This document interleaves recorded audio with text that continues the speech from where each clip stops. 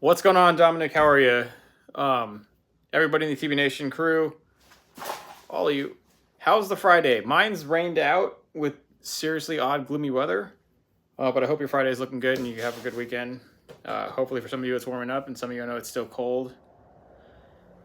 But you know, that'll pass.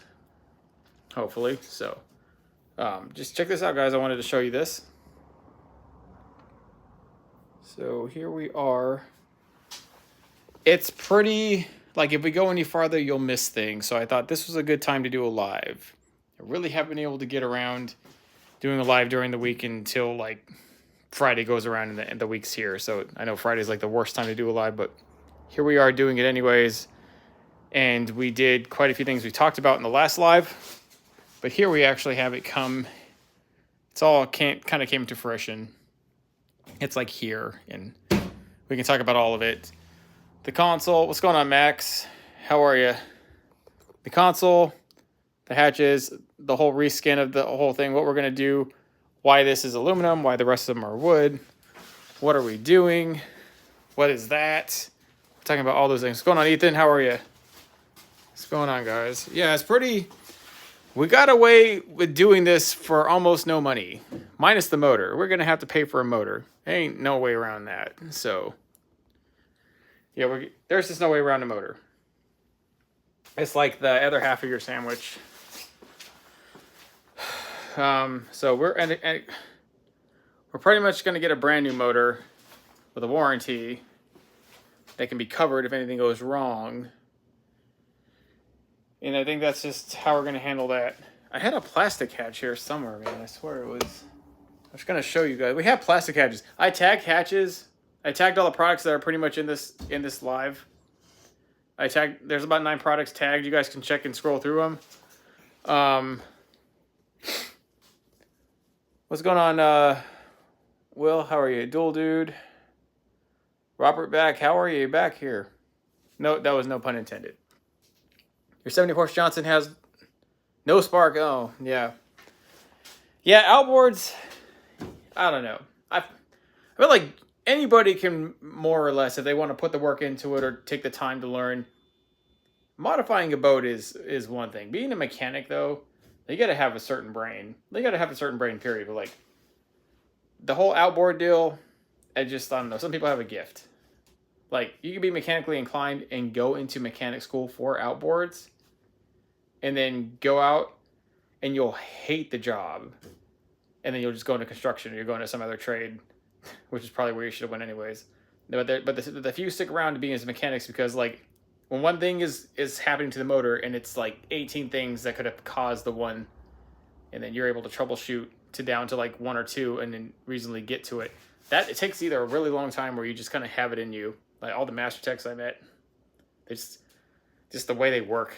You can tell their brain's just for it. And so, hey guys, 39 in the live. Appreciate you guys being here on a Friday. Can I get 39 likes, 40 likes? We got 10. Likes improve the quality of the live stream tremendously, and I really appreciate it. Hey, thank you, Will. This is actually the most basic thing I've done in probably like 5-6 years. Or we didn't go completely insane and down the rabbit hole. We kept it really simple. So let's talk about what we did here. 40 guys in live. 40 likes, guys. Come on, 40. Let's get 44 this build. Let's talk about what we did here. Also, we're going to go live and we're going to install some hydrants. I'm going to show you guys like firsthand how to install some of this. You know, and get all my blades here. Pay no attention to this mess. This is supposed to be a bait bench, but it just became a massive pile of storage and it's depressing. But my knives are full. Those are what we're going to use to cut the turf. Cheap little Harbor Freight $1 knives. Probably should invest in some better knives. But yeah, no problem, guys. I'm glad people tune into these lives because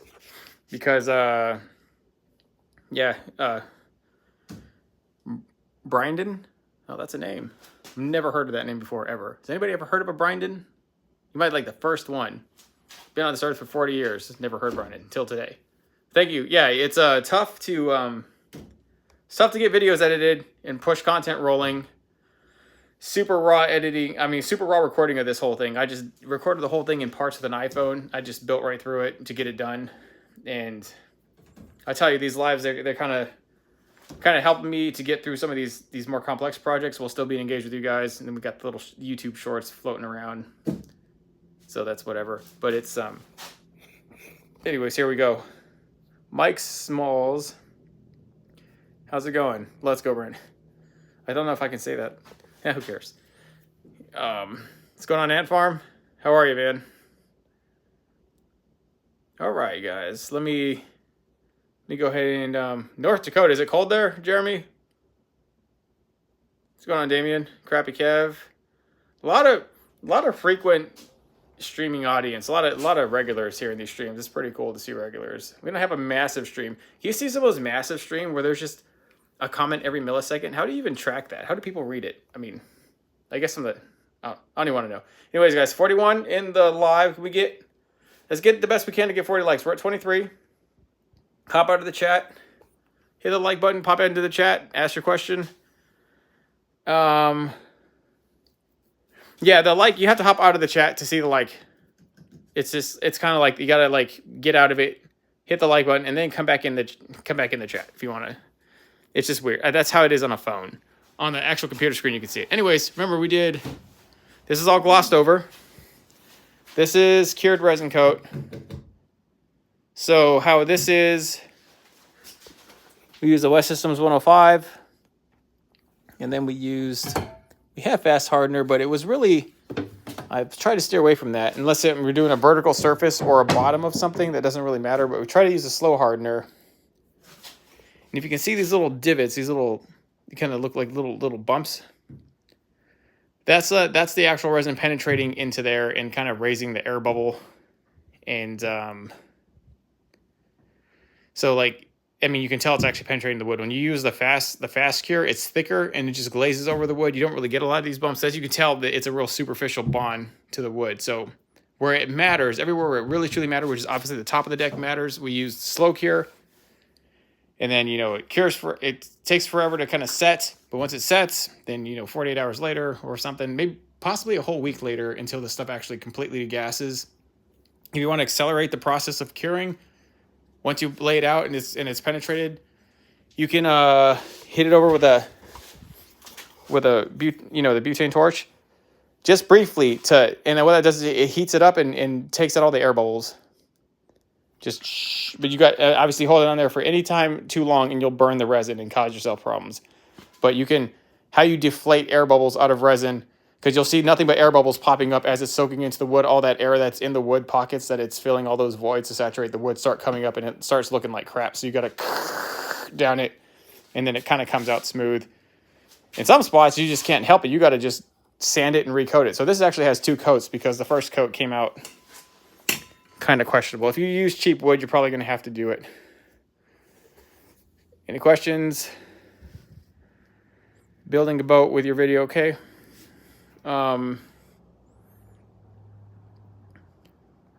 What tier membership the $25 membership gets pretty much everything. I think the $10 membership gets the basic one.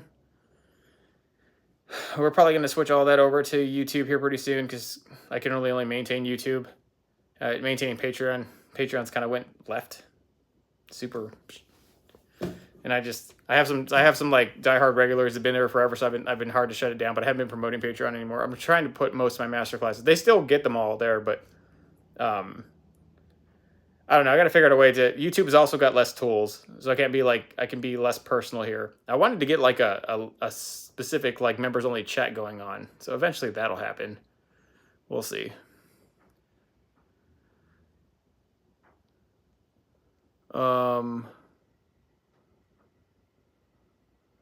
Oh yeah, Senate John Boats came in. Dang. I was hoping he wouldn't see the notification. You would miss this one, but here he is. Just floating around. All right, JB Farm, what's mainly... Oh yeah, if the issue you have is money, this is the build series you want to watch. All right? Yeah, $25 will get you everything. Psycho Gamer? Is that what it is? That's a pretty fancy way of spelling that. Yeah, the $25 tier here will get you all master classes. And then I possibly will leak a link to an actual chat for you guys to kind of jump in. I don't know how many of you have Facebook or Signal or WhatsApp. We'll probably do it on WhatsApp, possibly. We'll figure it out. But yeah, this is the tracker. This is the tracker with the super basic. Okay, let's talk about what we did.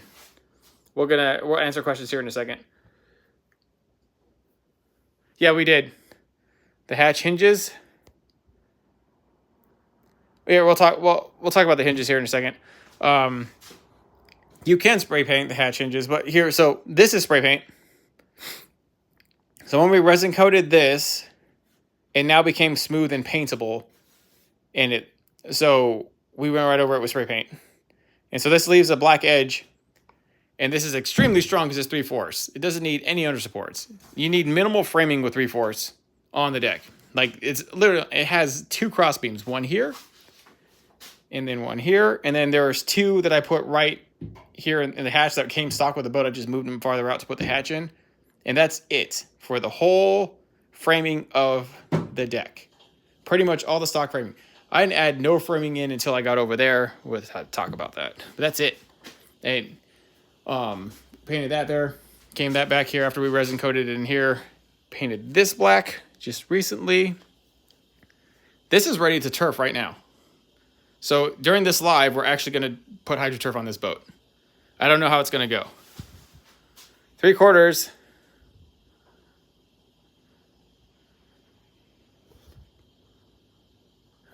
I don't know, man. 3/4 is a lot of work. That's like 1 extra syllable. It's too much work. Call me lazy. Down here, okay, so right here, do you see this groove, this black groove? So I told you my carpentry skills are kind of questionable, so and whoever did the first deck on this boat, it was also questionable, but so much stuff you could have hid with carpet. So I kind of just traced the stock deck because I thought it was a perfect fit in here, but what happens was the carpet filled in the gap, and the deck that they cut was actually terrible. So mine came out terrible, but I'm not wrapping mine with carpet. So I had to fix this. I sprayed gap filler in here, let it cure. I cut it, and then I actually resin coated over the gap filler to seal it. So that's like a solid seal against here. The resin is supposed to flex with the hull. That's why marine resin is marine resin. And then obviously this is foam, so it'll flex with the hull. And it probably will crack, but like we're going to turf right over this. And it's a nice solid flat surface to kind of turf. We did the same thing here too. There's no excuse at this point. It was just operator error. I think I cut this deck first before I cut this. But still, like, we sealed it. It's all solid there. And then we kind of did the whole thing. I used a lot of gap filler, not for flotation, but just to fill gaps. Obviously, that's the only thing it's good for. I did not seal it down here. But I was thinking resin on this corner would just be too much. It's too much. So probably will silicone that in. I kind of resanded it and siliconed that in. This has 2 coats. So that the floor is ready. The floor is super solid. The boat feels super solid inside it. I don't know that this brand, not the closed cell. It was like this DAP. So that stuff. But it was gray. And I got some other stuff. That's like Maxfill. That's supposed to be 3 times bigger in the gap. So I didn't use that. That's going to be like extremely big. So I put that. And then down here, here's the whole thing about the stock deck. It was over 4 foot wide. So they had specialty pieces back then made. Just kind of had like specialty 1.5 thick plywood transoms. You can't find that anymore. So this is all, I mean, you can only get a 4 foot sheet of, it's 4 foot wide sheet of plywood. So I had to like get a bunch of these little scrap pieces of aluminum that I had over time, and I stuck them in there. And so this is real bootlegged. Like, honest. You gotta be honest. This is some bootleg stuff here. I'm gonna tell you. So when you turf over it, though, it won't matter. You won't even be able to see it. But yeah, this is real. This is my solution. I could have got another piece of plywood and put it in there and then seamed it together, but it was just too much work. I would have to go get a piece of wood, and this is supposed to be a budget. And I'd have most of a piece of plywood just sit in my backyard for a year. So I just try to use as much scrap as I could. This is the stock wall. It's higher here than this because the subfloor. This is a 1/2 inch subfloor, which I think is 1/2 inch on a subfloor. Unless you're really trying to skimp on weight, shouldn't do.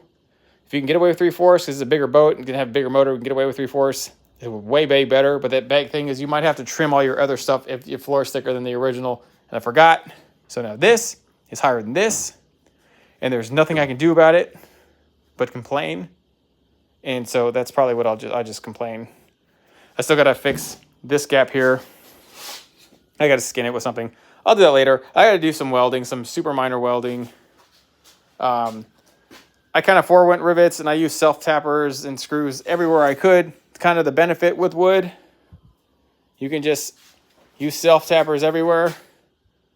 And then the process goes so much faster than rivets, even if you have to countersink them, so much faster.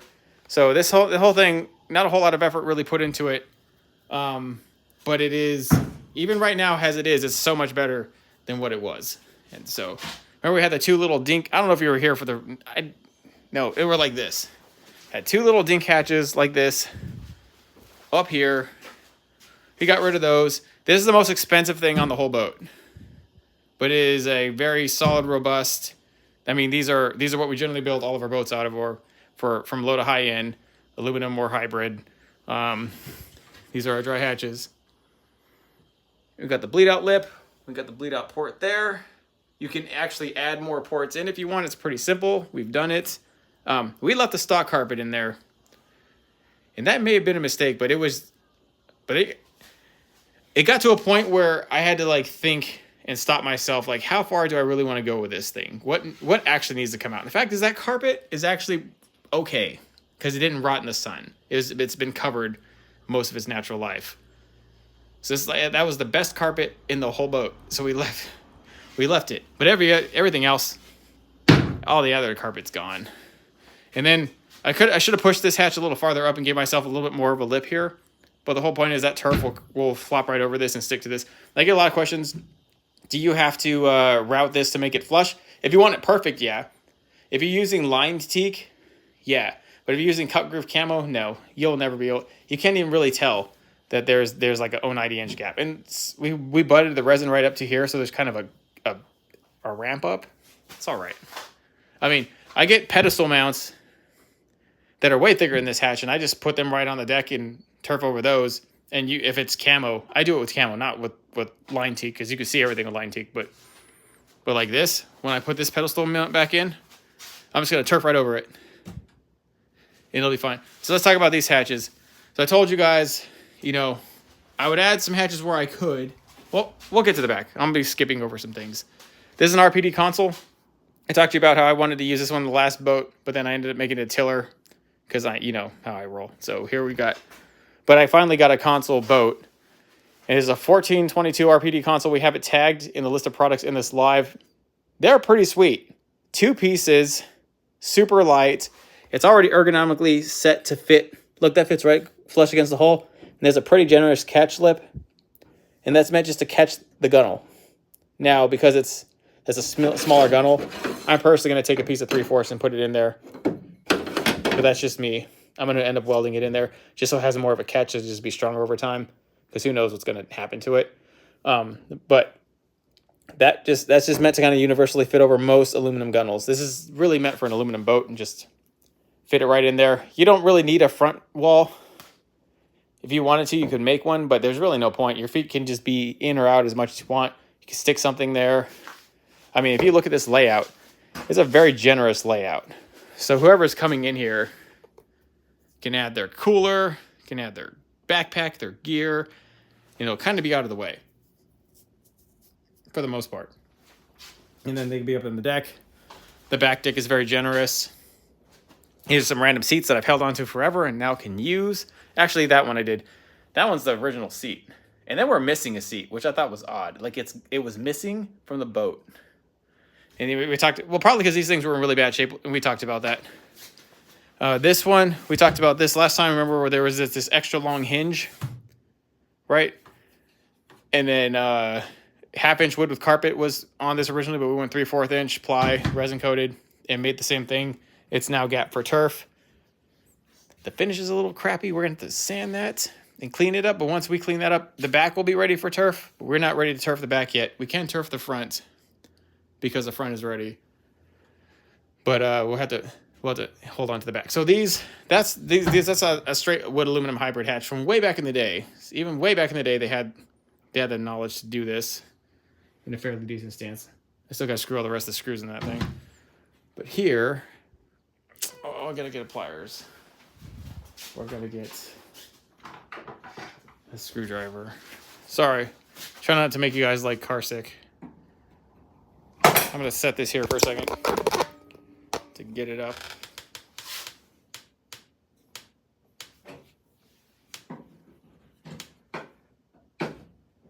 Okay. This is the actual live well hatch here. Give a like for the live well hatch, guys. 56 in the live. Let's get 56 likes. If you guys are hanging out here. So this is all wood, same process, same paint, only we added a lip. So this is, and then none of this measures up correctly. None of it's consistent. So this is the most inconsistent thing here. This is like 1.25 inches tall. We talked about that, the weird odd piece random framing that Tracker did. This is full of it. So I was like, what can I do to make an 1.25 inch hatch? So what I did, this is Kusa board.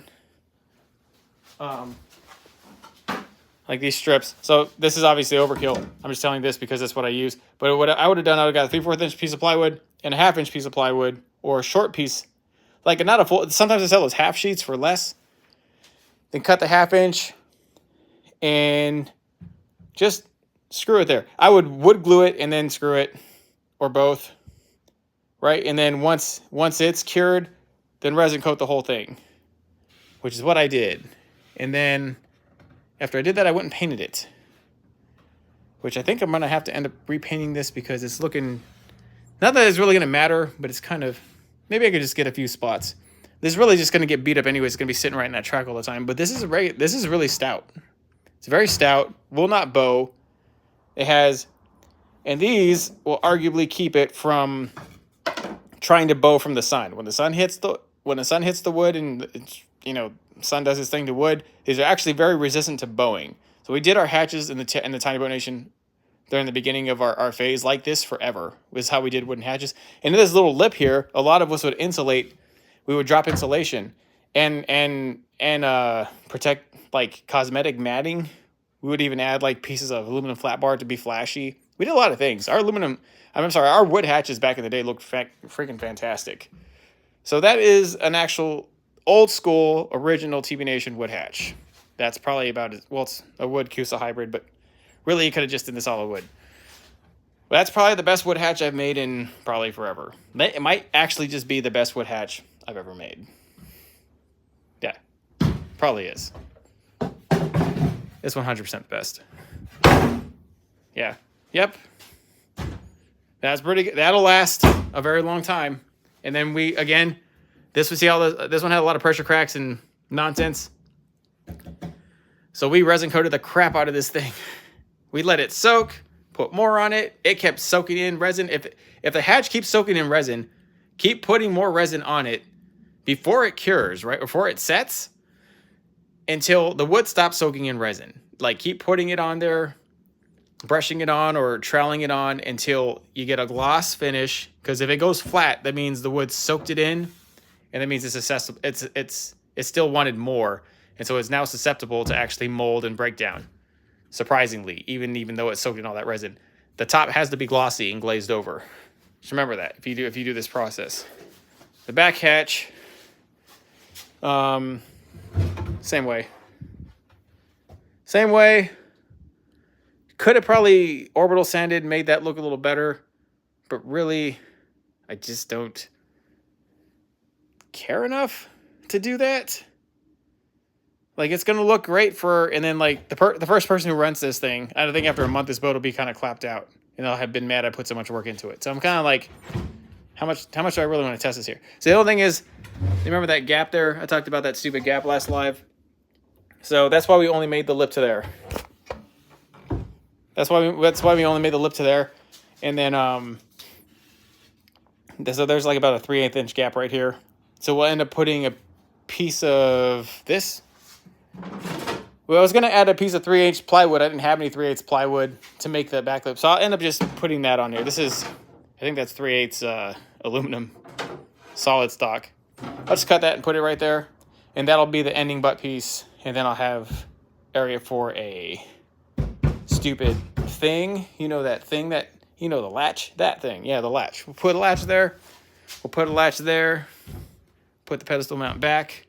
Had 1/4 inch hardware from back in the day. See how thick that wood is? That is like 1.5 inch thick wood in there. I mean that is solid. That's never gonna go anywhere. So, and this is extremely solid. Even with like no lip there, it's still like really hard to flex down. And this has a big gap, so that would flex. So once we put that there, I had this under support here, but I'm about to question myself because once I install this, maybe later tonight, whether or not I even need this, because remember, the plywood is stronger per span for its weight, the aluminum, and 3/4 inch is really strong. And that was like the best quality 3/4 inch I could find at the hardware store. Okay, and then over here, we have kind of our, obviously a super modified kind of build it. We have these built from scratch lids. Normally they come with like angle brackets that are pre-welded, and you can slide them in with shims. Make any hatch size you want as long as it's symmetrically, you know, square or rectangular-ish. But this one we welded it because I don't have any of those brackets, but I do have a welder. So we welded a really long rod locker, and then Nate sent me some hinges. And that's all 3/4 inch by 1/16 aluminum tubing, with just little supports every so often. And, you know, it's riveted to the back. That's riveted. The hinge is riveted to the back of the frame. And it's riveted into this piece of tubing, which is then riveted to the actual original frame of the boat. So we have a nice opening hatch, like so. Just got to polish up the bottom a little bit. But then what makes the build it from scratch hatch what it's supposed to be is you cut out your piece of aluminum to match the hatch. Then you install your rivets where you need to on the hatch. So we'd be installing one every 4 to 6 inches, probably every 4 inches through the frame. And then that actually becomes very solid. Actually becomes a very good hatch. When it's built right, the builder from scratch hatch, welded or not welded, is very, very competitive with these. They're just a lot more work, and these just instantly drop in. These are a whole lot cheaper to make. These are a whole lot easier to just drop right in, and they look clean, powder coated right off the bat. But the whole point is, through the mixture of the wood panels, the wood deck, the build from scratch that I really kind of cheated on with welding, and the wood hatches back here that we kind of retrofitted to bring back the original classic hatch of this extra long hinge, we got a pretty good deck here. It's very solid. You'd be 300 pounds plus, no problem. Be all this over this thing, no problem, and it'll be all right. It'll be all right. Got the whole super thick plastic, you know, HDPE RPD console, which actually looks really good. I think when you see it in the Amazon or you see it on our website, specifically our website, and the pictures they sent us, they just look real basic and plain. But when you really see this thing in the person, it looks pretty clean. Like the only other alternative is we use the stock console, which is a glass console, very, very thin glass, tons of pressure cracks. I don't want to use it. So I'm going to use this thing. I already decided.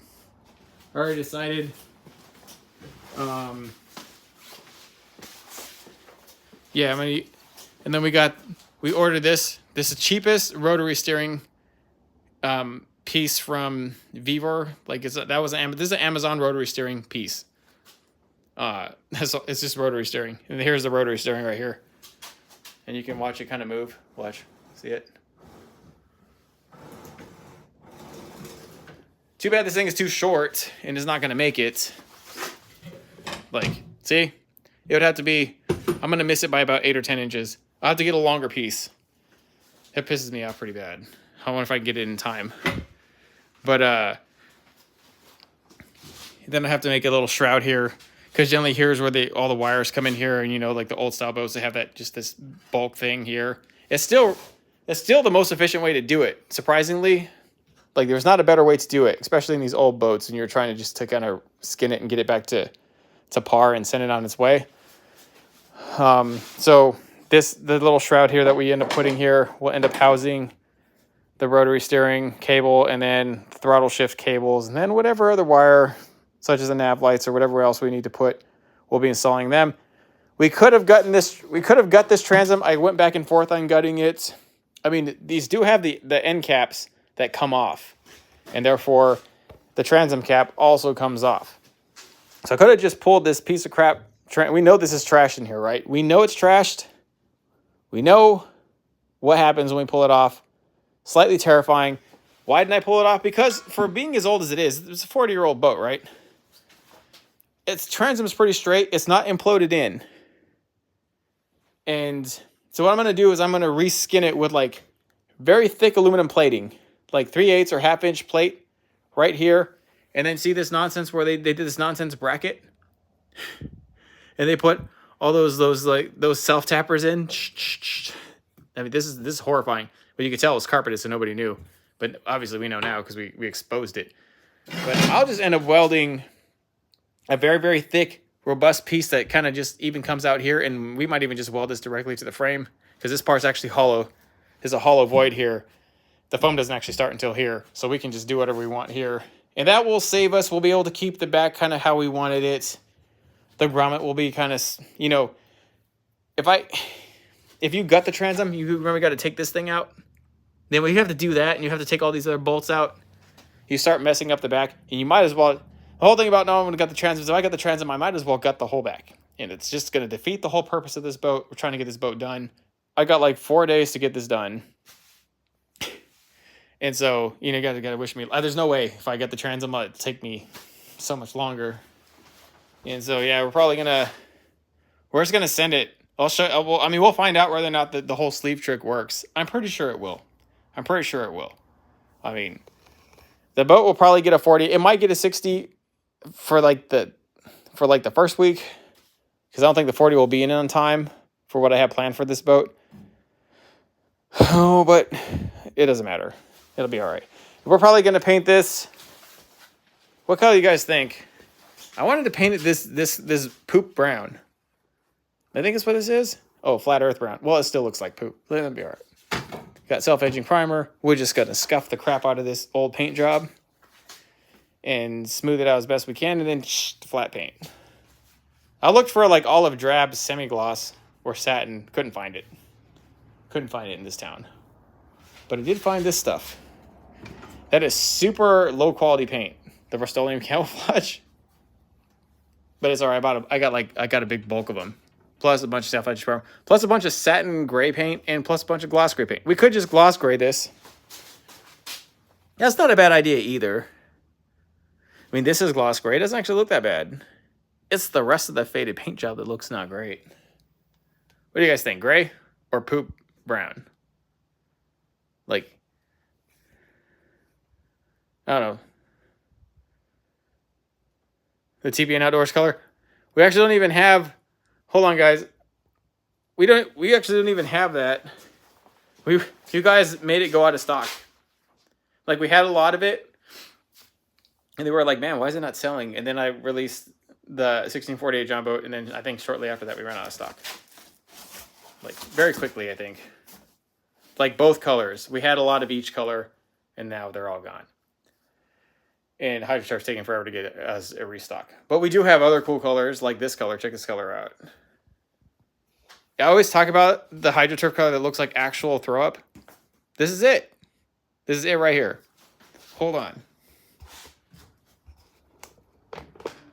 No, it's not going to work. Hold on. Oh, yeah. Can you see me? Hold on. Sorry. Okay, if the phone falls inadvertently on the floor, I'm sorry. Like, stay in the live, I swear I'll fix it. Hello. All right, sweet. All right, here we go.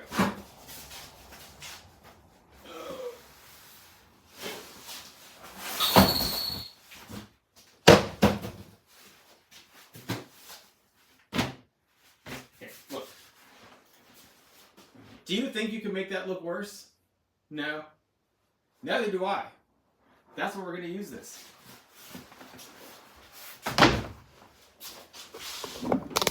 Okay. Here we are. Here we are. Right there. From one whose wife gets mad. Oh yeah. You definitely need a hard hat sometimes. That's for like the trash runs. But that is a hard hat. But that's really because the landfill makes you wear a hard hat. Alright guys, we're gonna go ahead and install this. I think with how funky the camera angle is, can you see this? The deck's pretty good. I'd like to get you a better angle. Let me look. Let me see what I can do, guys. That's kind of a crap angle. Ow. Ugh. That was a real chore to get up here. All right. All right. What's YouTube gonna let me get away with here? Can't turn it upside down. It'll be angry at me. Let me think. See? Did it right now. I think I can hang it from what's this? Gonna hang it up here? Ow. Oh, I think I can hang it right here. I think I can do it, guys. I got too much crap in this garage.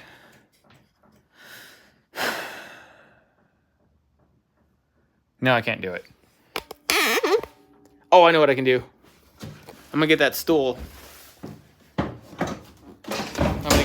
gonna get that stool and I'm just gonna put it in the boat. That's one I think. No, I got a better idea. Sorry guys, I'm slow, but I eventually get there. Like eventually have good ideas after the bad ones. So I would say out of the most useful Milwaukee tools I've ever had, this is like top 3. Mainly because it is the best tripod for cameras ever. Like it is tremendously good. And then also as a backlight when you're recording. I got 2 of those. There's Verizon Stadium light. They're really bright. Like 3 or 4 of those will light up a whole field.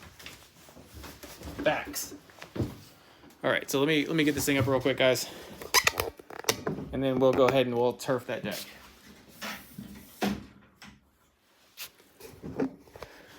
Now, if Nate and Chris comment on the quality of my turf job, just pay them no mind. Pretend they're not in the chat. Because they will probably say something.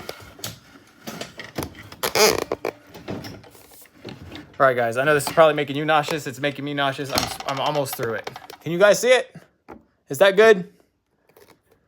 We'll be good right there. Okay. We're going to go ahead and do it like this. Let's do it. All right. So Nate and Chris are in the chat. And they'll be the ones. I cannot see what you guys are saying. So, but they are both really good at hydroturfing the boats. And so they will be able to answer any questions that I can. Just as good, if not better. Which will leave me to just do this stupid thing here.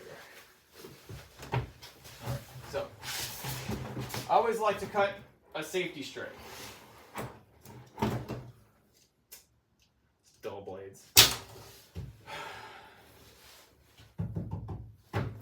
Okay. I'm probably going to do this outside of the boat here.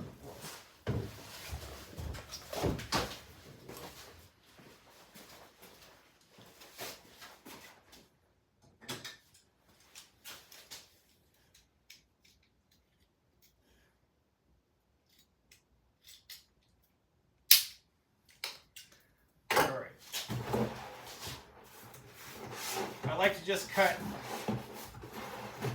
the very, very, very end of it.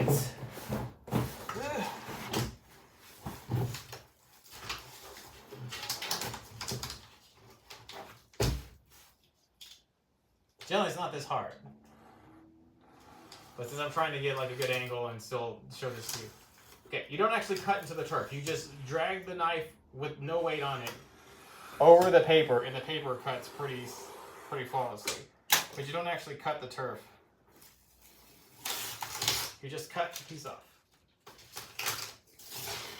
So obviously if you're skilled at turfing, you probably don't need to do, you probably just pull the whole piece off. But if you're a first time turfer, you're real nervous because this stuff's expensive and you don't want to mess up something you spent a whole lot of money on, cut the safety strip. Like I turf, but I don't turf enough times to like be good at it. Like every time I go to turf, I have ring rust. So, also, if you're going to put it on a straight edge, know that some of these aren't cut symmetrically straight, so you might want to get a straight edge or a square roller. Put it and then cut the everless little bit of the top off. That way you have a perfect symmetric square. And we'll have to do that probably later for the subfloor when we get to it, because the subfloor is a square. So, but this is not, so it doesn't matter.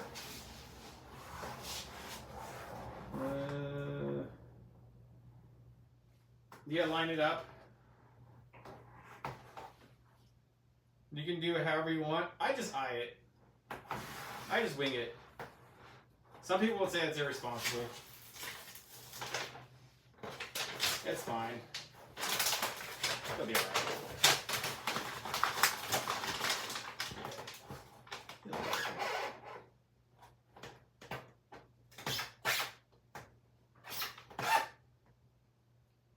Yes, whatever you do, whether it's a little plus or minus on the one side, make sure the grooves, you get the middle of some grooves right in the middle of the whole thing. So I think that's about good. So the beauty about the safety strip is when it sets, know that it will not really set unless you press on it. Or if you don't press on it but leave it there a long time, it will set. If you do it in the sun, it'll set immediately. Don't ever install this in the sun or when your garage is, or the surface is very hot. Don't do it. You want to install this in a cool, clean area.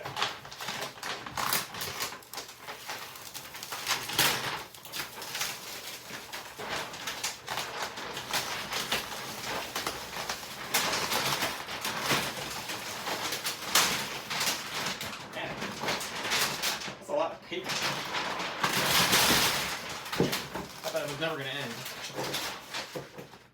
Alright. We're going to let this casually flop over like this.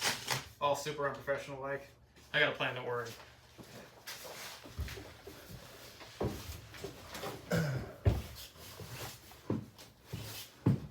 Okay. So by the time you're like here, you should be able to look and tell, okay, now clearly this is going a little to the right.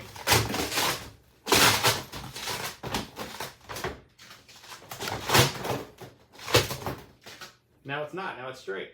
Look. It's straight right there. No, hold on. Straight right there. Dang it. Okay. Straight right there. So... okay, we can't actually put it there. But it's straight right here. So... we'll leave this. It's fine. I get this piece. Hop off the boat.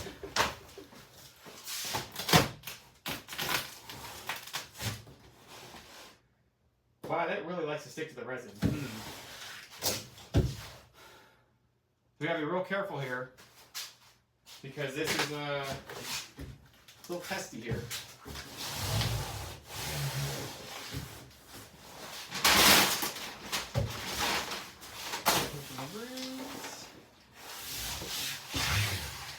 See that groove there?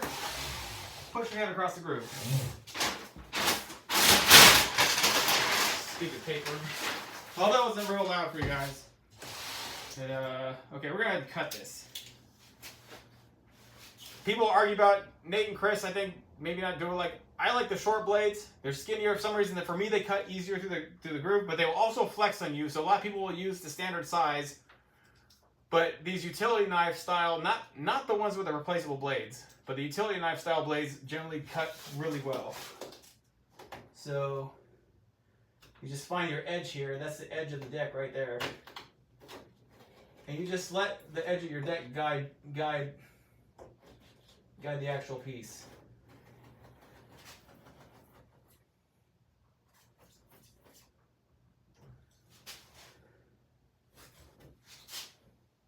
Yeah, we're gonna have to do it that way. Okay. That thing didn't quite mesh up. No, alright. It's fine. The turf will be fine. The design flaw I didn't catch until it's already too late won't be. But whatever.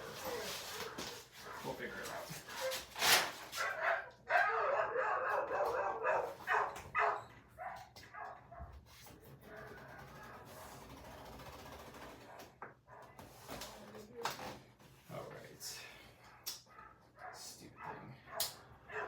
Dogs are going nuts outside.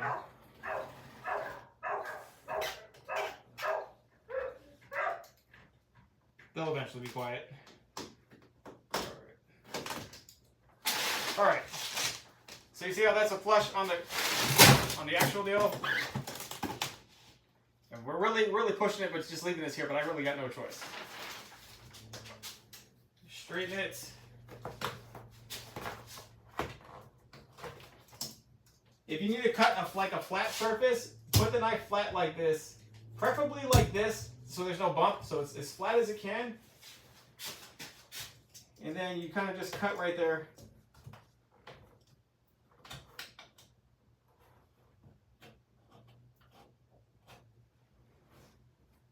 For some odd reason, when you cut it flat like that, it works really well. But if you cut it at an angle, you'll have an angle, and it'll look, and you can tell. So we're trying to get around this front cone thing here. So that's now imprinted in there. Also, a putty knife, a painter's tool, is really good. One of these painter's tools, they're like fantastic. So, especially for helping you seam in and seeing where you're supposed to be at.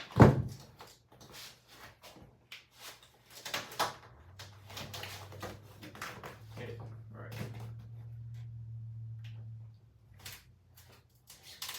Try and use all the hard edges you can as a guideline to kind of just cut your groove. That's not going to work.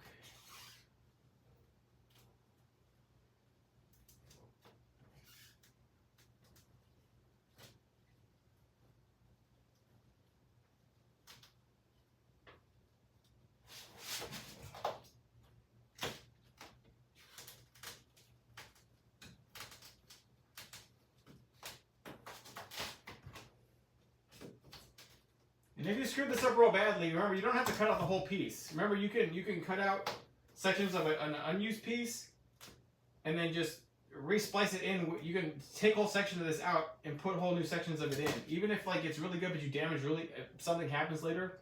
The whole nice thing with the camo, the digital camo look, is you can cut up into a bunch of pieces and you'll never be able to tell if you assemble it back together like that. People have to look at it to tell. Like normally you can't. So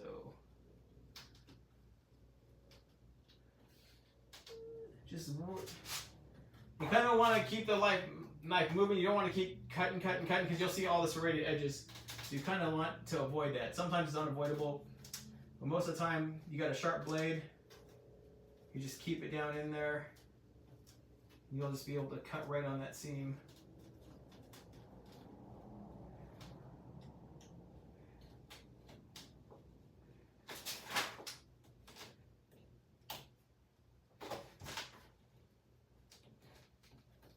Now here's the secret to saving a lot of your head sharp. Don't throw this piece away. Like,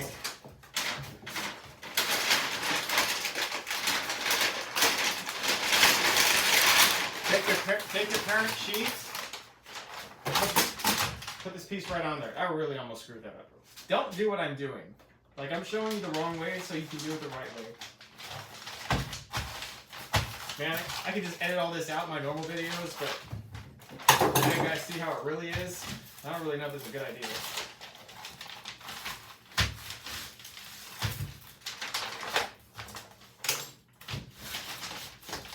We're going to put this piece somewhere else for now.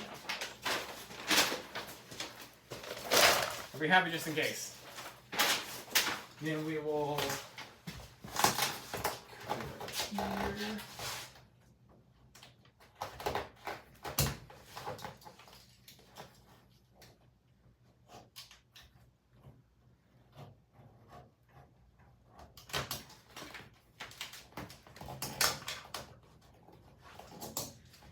And never underestimate how much it will squish into a corner with the right tools. You can force it in with your fingers, you can get a little painter's tool, or the back of a screwdriver, or just a dowel.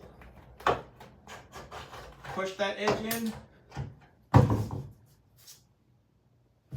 Okay. Always make sure you have a comfortable angle. So I will be starting, like I start from here because I'm left-handed. So start from your comfortable angle. Don't put yourself in an uncomfortable position. Because if this knife has a chance to go wrong, it will do it to you every time.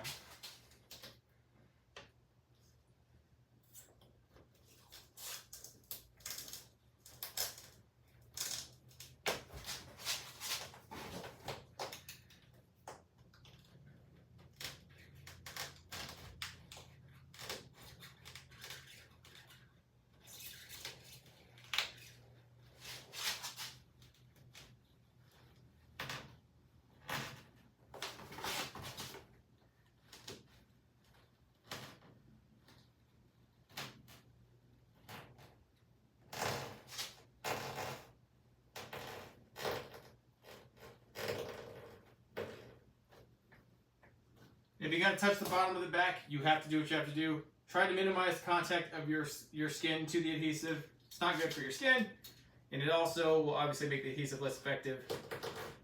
But really, it's unavoidable. Just minimize your contact. All right.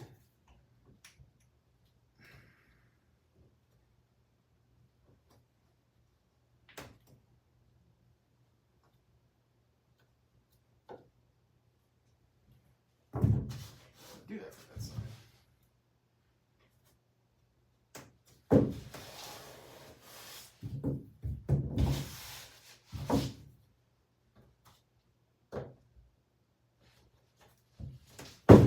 There's the front. That looks clean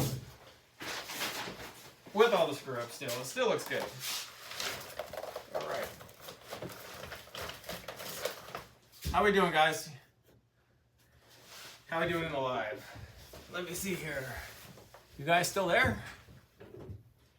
Guys, hit up the like button for the next piece. Yeah. Here, go ahead and hit the like button if you like the front plate. We're still low on the likes for this live. I don't know how. We got more people in the live. We have more people in the live stream than likes. It should be the other way around. Okay. Oh, thank heaven it didn't stick. All right. Okay. Knife went a little sideways on me here. I want to cut this stupid piece off.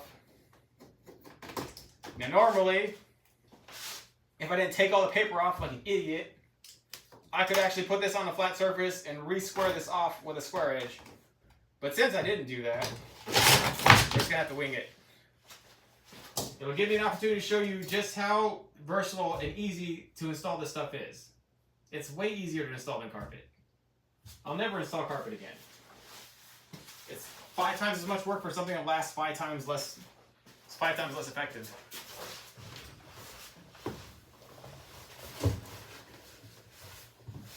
Well, okay. All right.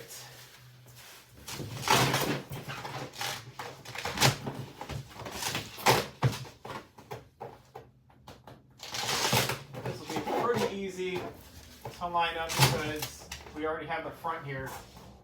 So right on the grooves, we can kind of put that there.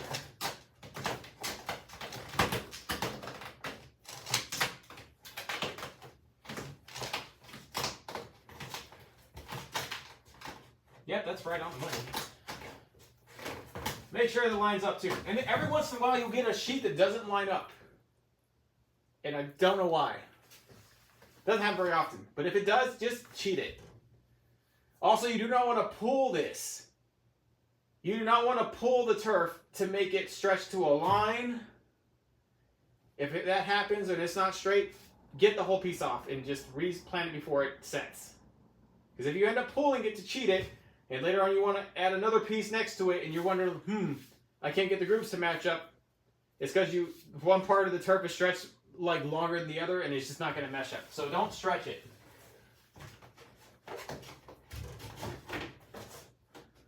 Don't stretch it.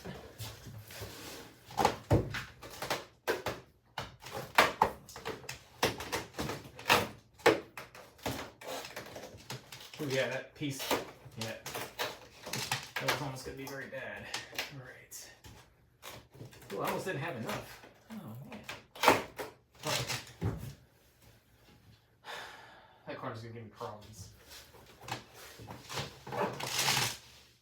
No.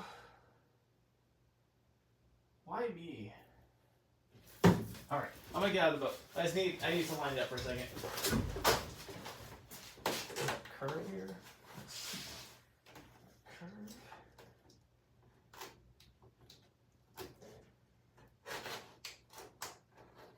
Yeah, it's really scary doing that. Am I touching? I'm not touching it. Oh no, I was.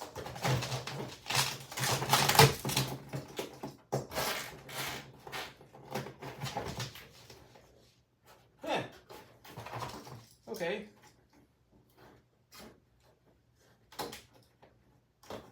You're wondering what I'm doing. Remember that plate has an edge? I just stuck the knife right on the edge and cut down because the edge was binding against the sidewall, which is going to ultimately prevent me from flushing this up. Like so.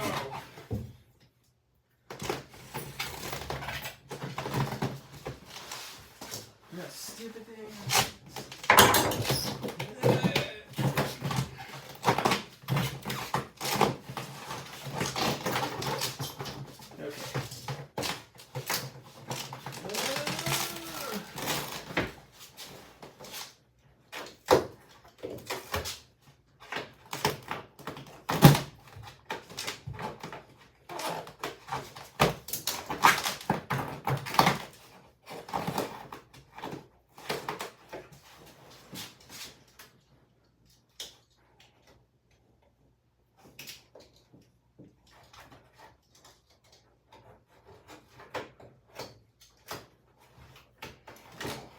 Okay.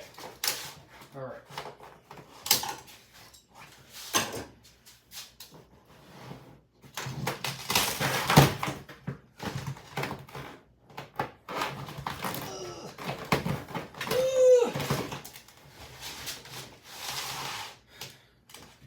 All right, we're gonna send it.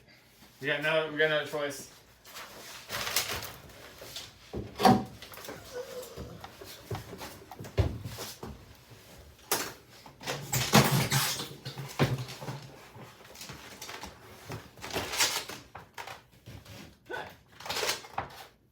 It kind of came out all right.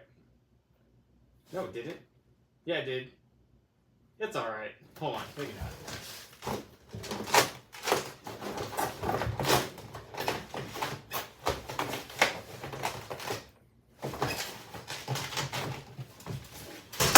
Ow! Hold on. Yeah, make sure it seams in on a corner like that.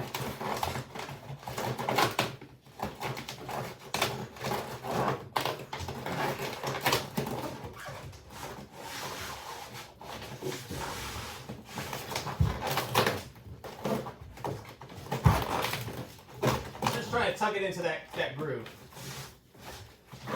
But you could tell it wasn't right. You could tell it wasn't right. It was just going to cause us more problems. Now,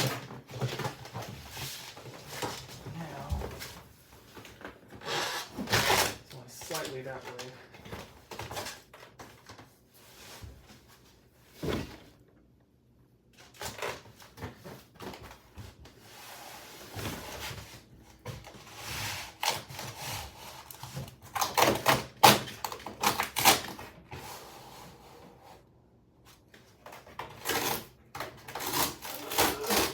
Yay. Alright. kind of weird how that didn't want to do what I wanted it to do there. It's kind of not great.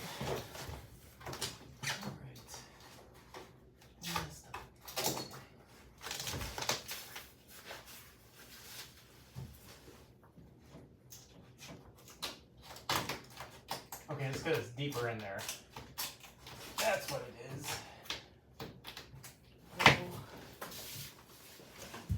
Okay, we're just going to go ahead and pull this straight and cut this flush because it's going to be a giant pain in the neck if I don't do it. I'll worry about flushing out underneath that wood lip in a second.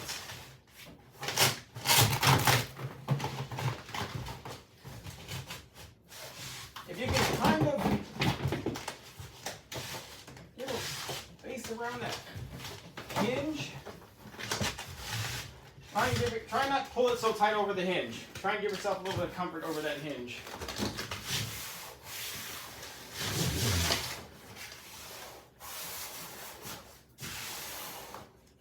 Okay. Remember this is resin coated plywood. This turf stuck right to it. I'm going to cut this line here.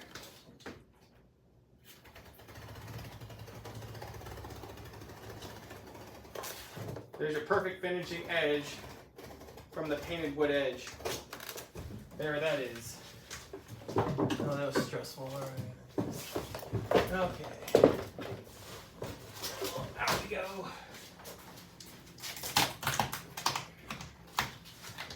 Painter's tool.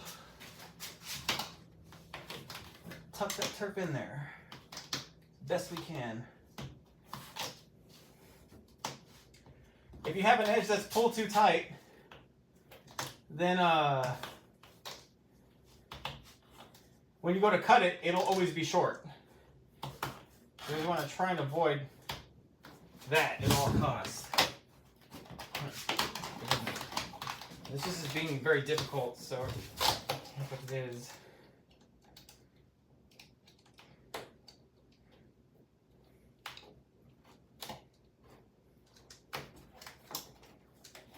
Stop it. Stressing me out. Can't be here doing that. I'd be on the boat doing it.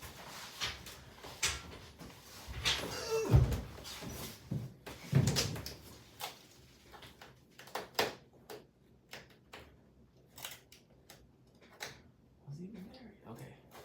We're in the groove, guys. We're committed. There is no turning back. Not even a little bit. It's really hard to cut.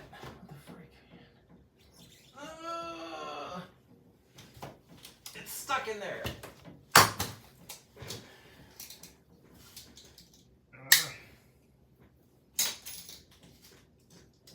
For whatever reason, foam dulls these knives very quickly.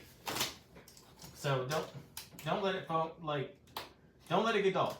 That's when the bad cuts start to happen. Oh, look how much better it's cutting now. And that was only after 2 major cuts. We only cut this, that, and it was dull. So always make yourself, you got the freshest knife available.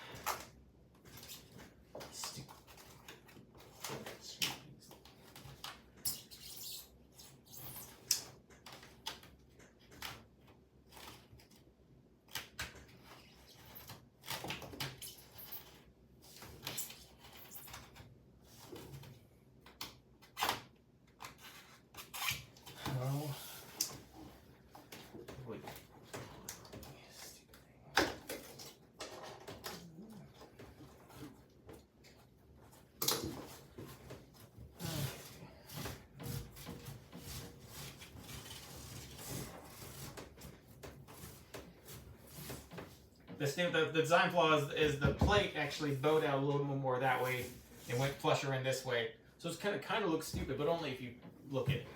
You guys will know, but the average person will look at it and probably not know because they'll be too busy looking at it and be like, why does this turf look like throw up? That's what I would be thinking. If I look at this turf, I'd be like, man, it looks terrible. And that's the beauty of it. You could do anything you want to this turf color. Is it going to make it? Probably would improve it. actual throw up will probably make this look better. Like, you get like some color in here. Okay, use a painter's tool to tuck that in. That's starting to look a lot better now. Yeah, a painter's tool is necessity. For the whole, yeah, look at that. Seamed it right in there.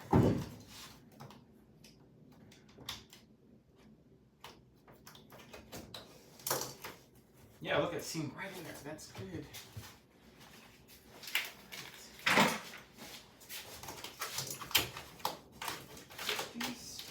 Remember we told you to cut it flush.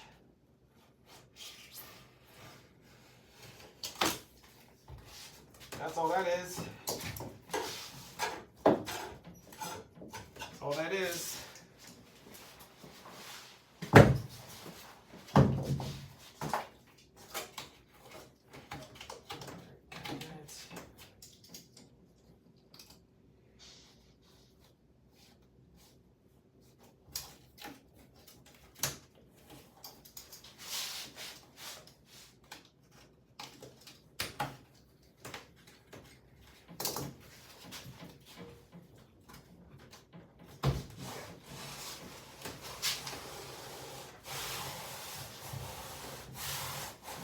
Now you can set this. If you're really set right on it, go ahead and set it.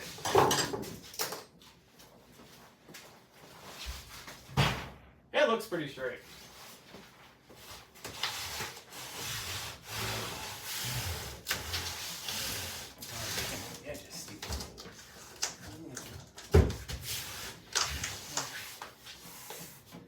All right, let's go ahead and cut the hatch out.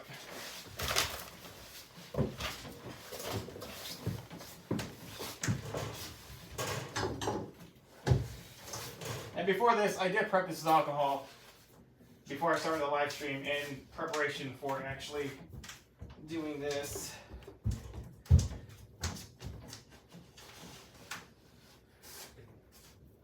Alright. Make sure you set that edge. You gotta find that seam. If you're gonna do it with our hatches, you gotta really move around that for that seam. Or the hinge, you gotta find the hinge in either scenario. That is it.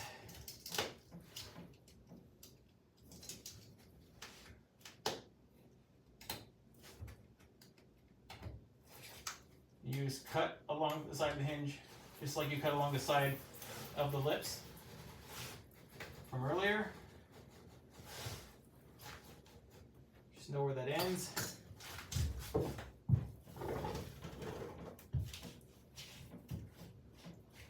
That was weird. I wasn't really supposed to happen that way.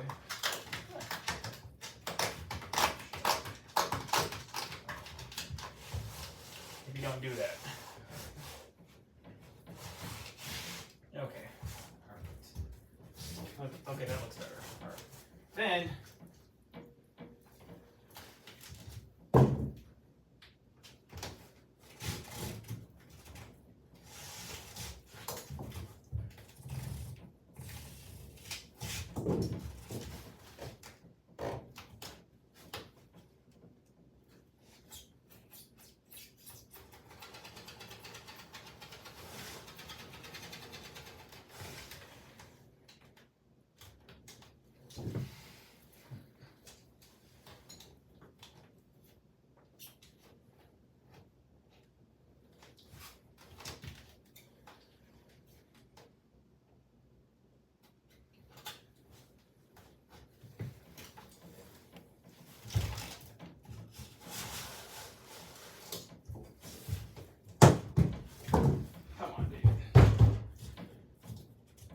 Nathan, I'm telling you, man, this sand and stuff.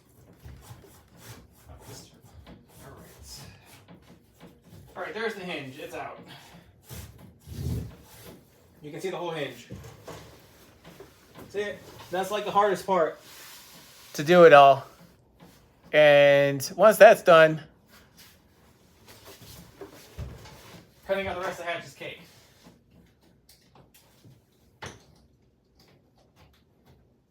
You just cut it out to the edge. I mean, you can feel right through the turf where the edge is on the hatch lip, on the dry lip.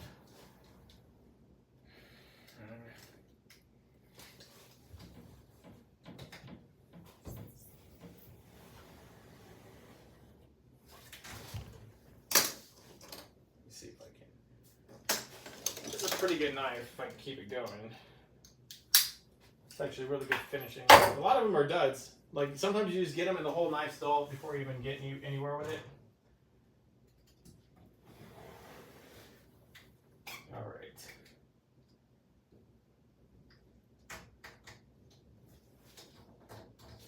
Come on, dude.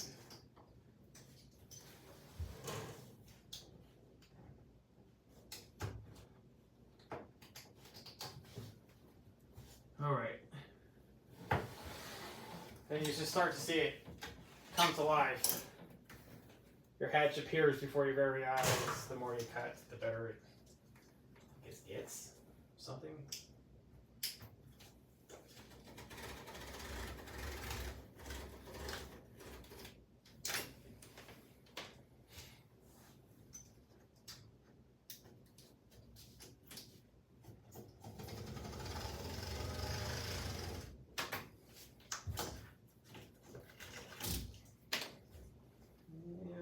Okay, fixed it. All right. There's that.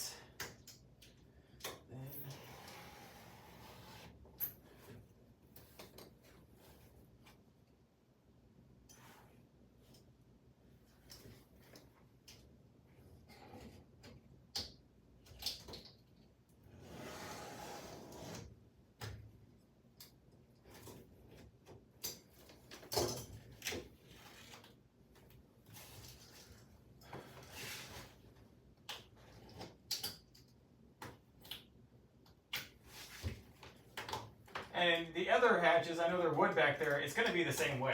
You're going to feel for the edge between the frame and the hatch, and you're going to cut out the groove.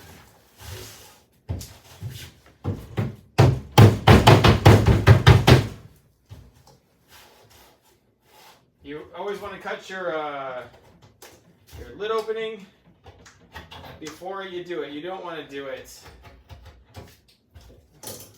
Don't forget to cut your latch opening before you turf, because it'll be a gigantic mess. When we use these cam lever latches, these are white cap, Perco, you know, the same thing. There's a trick I like to do.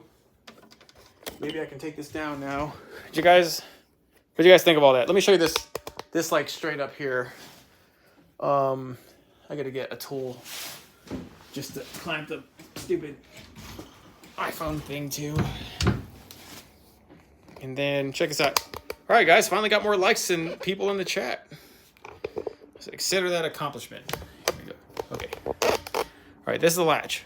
Actually, hold on. Is this a better angle? We're gonna go leave it at that angle. All right. Here. Put this in there. Right. Trace it. Only into the cut groove. Don't cut all the way down. You don't want to cut all the way down. You just want to cut just the top layer of the grooves. You don't want to cut all the way through the turf. You just want to trace and cut that out. Just cut out that layer, and it should just come right out because you traced it like that. Yep.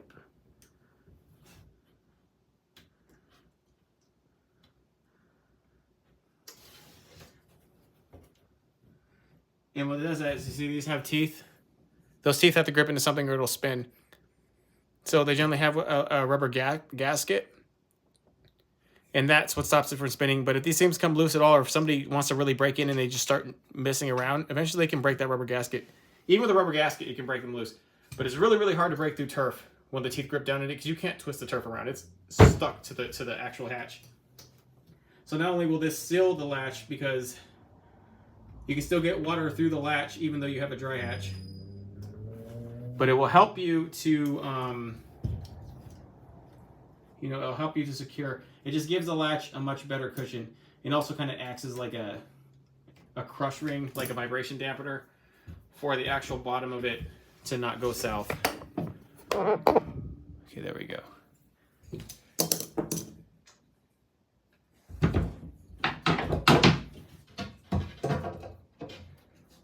That fits right in, and it also obviously fits in more flush with the turf. So that would probably be the bigger benefit. Well, the major benefit everybody can see is that the hatch does not stick up past here. You're not kicking it. You're not kicking the hatch or stubbing your toe in the hatch. I mean, I'm sorry, on the latch, because it's flush with the turf. And then obviously once you really kind of tighten down that nut in the bottom, it sinks that thing down even more. Or it's almost flush with the turf. Now you got to just adjust that with I think a 3mm or 4mm hex on the bottom. You don't want this. This is nonsense. So let's talk about what we're going to do next for this hatch, since we got it going. So we're going to leave it like that for a second. All right, guys, 63 in the live. Can we get 100 likes? Like for the hatch. Or just like the video because, I don't know, just because YouTube made it that way. Ow. All right, here we go. This is door edge guard from Amazon. That's all this is. It's very cheap. It's called door edge guard. Looks just like this. We're gonna put it around the hatch. On 3 sides. You don't do it on the back side.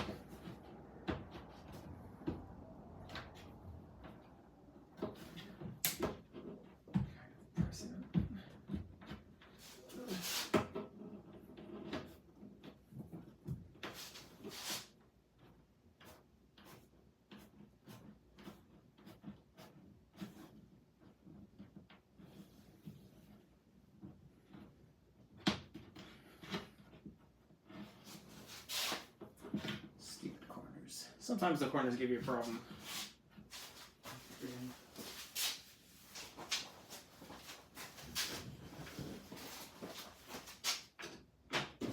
Yeah, flare out the end.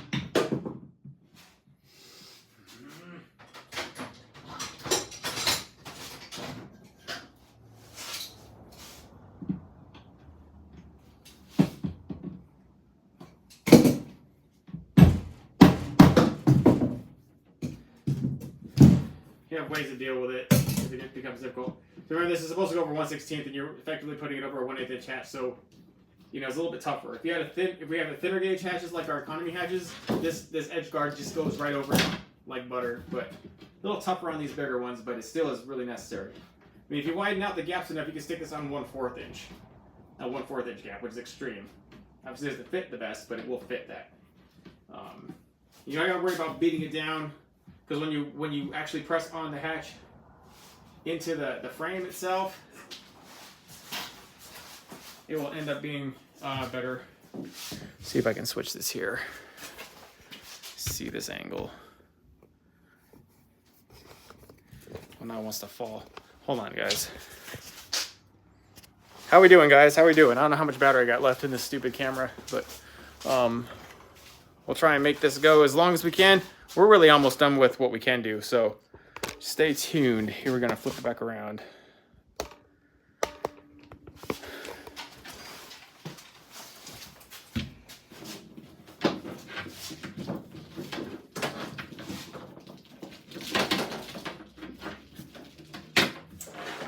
Nonsense. Oh, that's really tangled up very badly. How much do I need?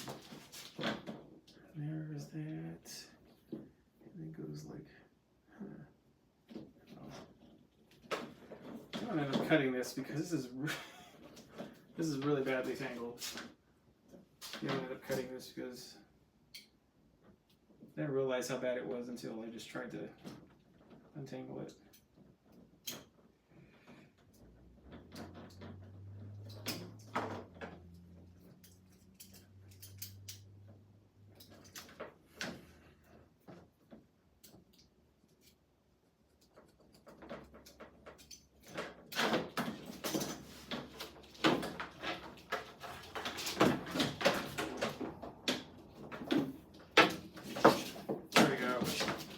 Yeah, I cut entirely too much, yep. What a waste. Okay. And you want this because this will give you that extra vibration dampening. So what, and it also gives you a little bit of a buffer, so when you, because you're gonna want this pretty tight. Like when you close this hatch, you're gonna want it to kind of pressure fit on the lip. And that keeps the hatch like straight, stiff. It does not vibrate when you step on it. It does not vibrate when the motor's at idle. You know, it's just very silent. So between the turf and the edge guard, you have a really nice, not only efficient working hatch, but quiet hatch. You get rid of a lot of that aluminum clanging when you do it that way.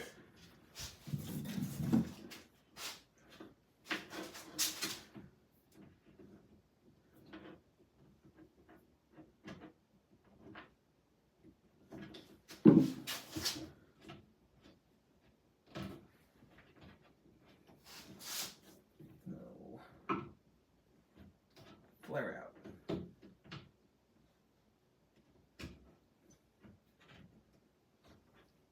I'm gonna make a tool for this. One of these days, I'll be bothered to make a tool that'll fix that little hiccup problem.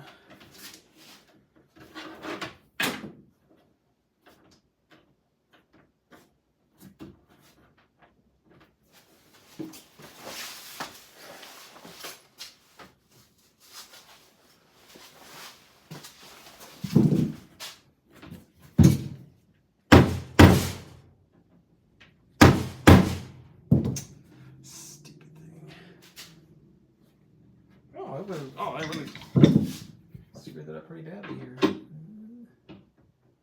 You could also just cut 3 pieces and not worry about this, which is what I probably should have done, but I'm stubborn sometimes.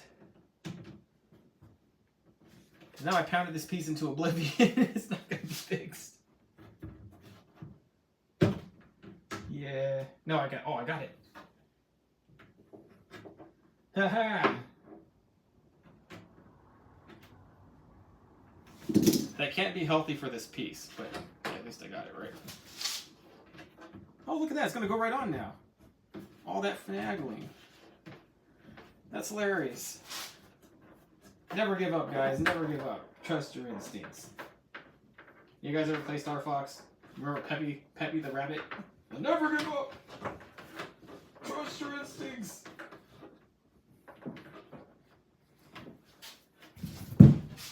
That's it, guys. Peppy the Hare says it best.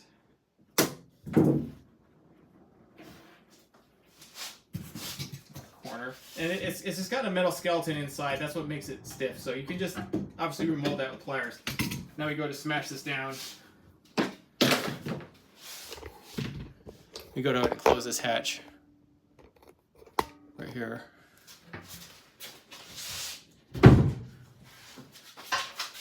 We'll get a 3 mil. Pretty sure it's a 3 mil. Let me check. Yeah. All right. So, and then we'll go. Then I'll show you kind of once we get this part done. Then we'll have really truly gone fairly far in this, and we're probably good to stop for tonight. Let me show you what I'm doing here. You guys see this? That's the cam lever. Backing it out. You can kind of tell where you want it. That will be pretty tight right there. Assuming that is like that.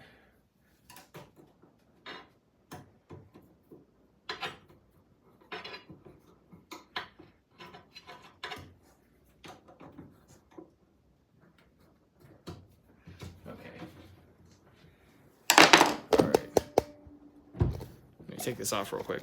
So this should pressure fit. Yeah, it does. So you see that, how it kind of goes? You see it dip down? You put pressure on it. Kind of spring loaded there. That's how you want it. There it is, from that top to the bevel down, out, right all there. You know, the stuff kind of grows in you. It doesn't look so bad when you look at it like installed. It actually looks kind of calming. Slightly. Yeah. It's all right. Hey guys, well, hey, turf sticks to wood if it's resin coated. And probably even if you oil-based enameled it to a real nice, smooth, slick surface, it probably would stick to that too. But I mean, the turf will outlast the wood, and then I don't know, you have a mess. I would just resin coat it. The resin coat will last for years, like a decade, a few decades, depending on how well it's done. It will last a long time if the owner of the boat takes care of the boat. It really will. It won't last 40 years almost flawlessly like this boat does with the aluminum, but resin coated wood is pretty good. Much more economically effective substitute to aluminum decking. But I would say wood is just really good at staying there. It is not good for hatches. Wooden hatches notoriously fail. I don't care how you make them. This wood just does not like being constantly put under pressure, open and closed. I mean, then you'll see the splits. And even though the resin will thwart a lot of that, you'll still see it. So sometimes it's unavoidable, but I would always go out of like main hatches that I would try to get aluminum. And this back section, they're really robust. And so I think they'll last quite a while. We're going to not latch or strut these, and that will help it last a while. We're going to try a few different things to bond them, like possibly use through bolts instead of screws, because screws almost always pull out of the hatch over time with wood. Although they didn't with these. But, it's kind of notorious. Let me get out of here. This boat. That was a little tiring. How long have we been doing a live? 87 minutes? I guess it wasn't that long. It felt like forever. What do you guys think? You guys think you could do that? I think you can do that. That wasn't that hard. It really wasn't. And then there was a lot of room for error in the camo color, especially one as ugly as this one. And then, I don't know, blood, guts, slime, mud gets on it. So what? You spray it right off with a hose or just leave it there. I can't remember the last time I actually ever washed my deck. When you have the flashier, flamboyant HydroTurf colors like that yellow or that green or red or even the blue or the snow cam, then you got to really watch how dirty it gets because there's that white shade. But all the camo colors, including both TBN camo colors, they're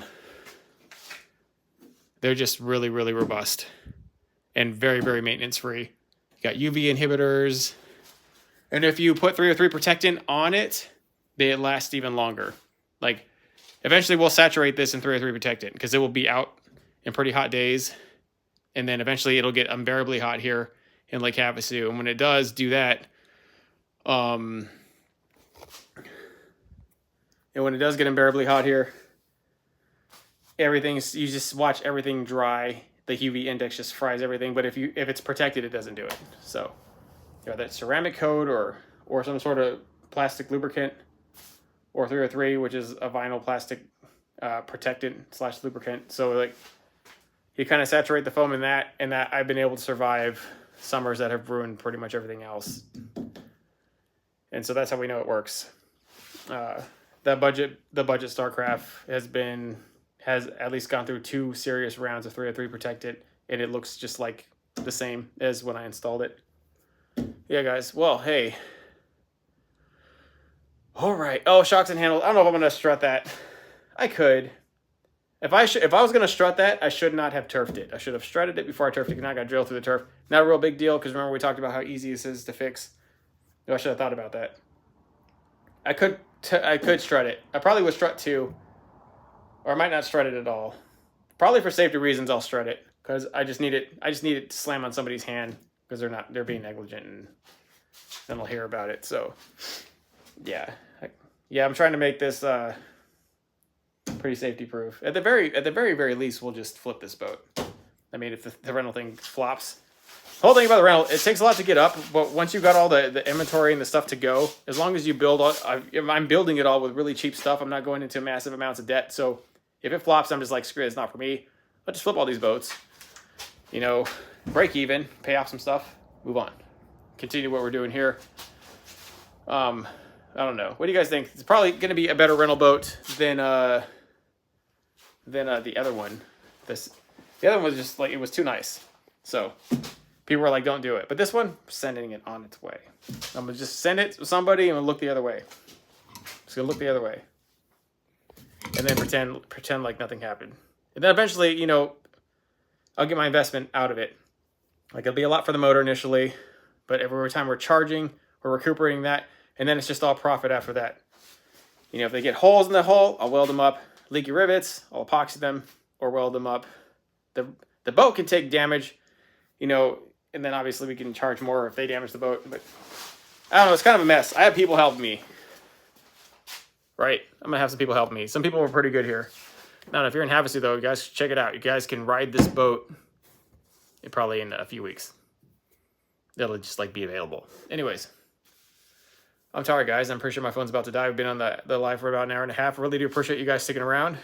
And I'll catch you guys later. I'm tired. Happy weekend. Thank you.